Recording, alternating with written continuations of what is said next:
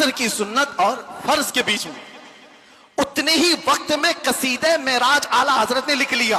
سبحان اللہ. اور عصر کی فرض نماز کے بعد آئے اور کہا کہاں ہے کاکوروی صاحب, سنیے میں نے بھی لکھا ہے. محسن صاحب نے کہا آپ نے کب لکھا؟ کہ عصر کی سنت اور فرض کے بیچ جو وقت ملا تھا اس میں میرے ذہن میں جتنے آئے میں سنا دوں. سنانے لگے. وہ سرور کشور رسالت جو عرش پر جلوگر ہوئے تھے, نئے نرالے طرب کے ساما عرب کے مہمان کے لیے تھے. ضیائیں کچھ عرش پر آئیں کہ قندیلیں سب جھلملائیں. حضور خورشید کیا چمکتے, چراغ منہ اپنا دیکھتے تھے. پورے معراج کا واقعہ کیسے لکھا؟ وہی ہے اول, وہی ہے آخر, وہی ہے ظاہر, وہی ہے باطن. حضور کے بارے میں کیا کہتے ہیں؟ وہی ہے اول, وہی ہے آخر, وہی ہے ظاہر, وہی ہے باطن. اب سنو پورے معراج کا واقعہ.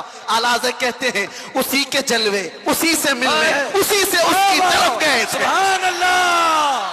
اسی کے جلوے, اسی سے ملنے, اسی سے اس کی طرف گئے تھے.